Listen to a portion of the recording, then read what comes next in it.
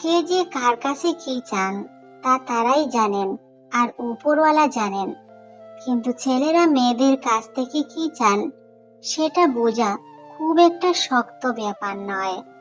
মেয়েরা মাঝে মাঝেই বলে থাকেন, ছেলেদের মন বোঝা যায় না। একটু চেষ্টা করলেই কিন্তু ছেলেদের মনের কথা ঠিকই বোঝা যায়। তখন এটাও আপোষে বেরিয়ে আসে মেয়েদের কাছ থেকে।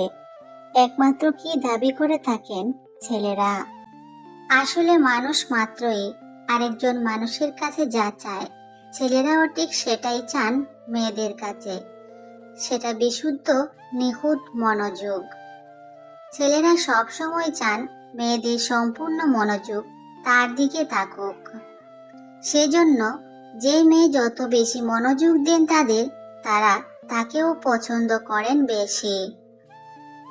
সত্যি বলতে কি, এই মনোযোগের অভাব হলেই শুরু হয় সম্পর্কে সমস্যা। যেরকম দেখা যায়, একটা সময়ের পর গিয়ে শুরু হয় স্বামী স্ত্রীর মধ্যে ঝগড়াঝাটি।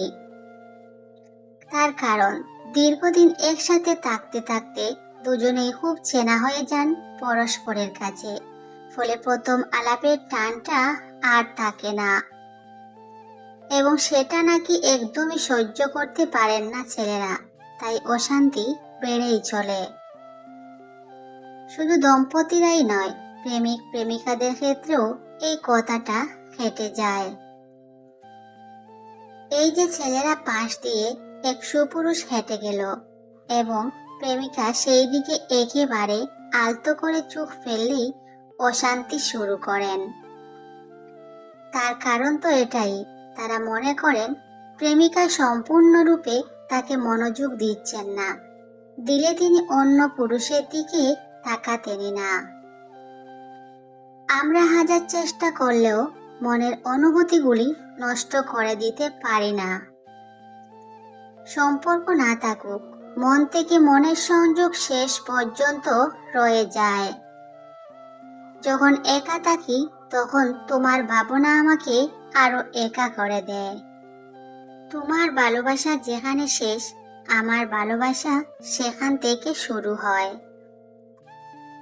দুঃখ আছো বলেই তো আনন্দ সুখ অনুভূত হয়। প্রত্যেক মানুষের জীবনে এক একটি ঘটনা, এক একটি গল্পের মতো, যেখানে রয়েছে জন্ম, মৃত্যু, সুখ, দুঃখ, প্রেম, ভালোবাসা। তোমাকে বলতে পারিনি, আগের মতোই মনে আসো, যখন তখন সর্বক্ষণ। তবে কষ্টটা অনেক কমে গেছে, কারণ মায়াটা ধীরে ধীরে বিদায় নিচ্ছে। যতই দুঃখ আসুক জীবনে, হাসি মুখে পৃথিবী বদলে দাও, কিন্তু পৃথিবীকে কখনোই তোমার হাসি বদলাতে দিও না। আমি তোমাকে চাই, কিন্তু তুমি আবার অন্য কাউকে চাও। আসলে চাওয়া পাওয়ার ইচ্ছেগুলো হয়তো এই নিয়মেই চলতে থাকে।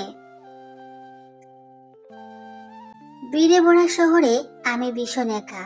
বেঁচে থাকার স্বপ্নগুলো কেবলই হারিয়ে যায় অনাকাঙ্ক্ষিত স্মৃতির পাতায়।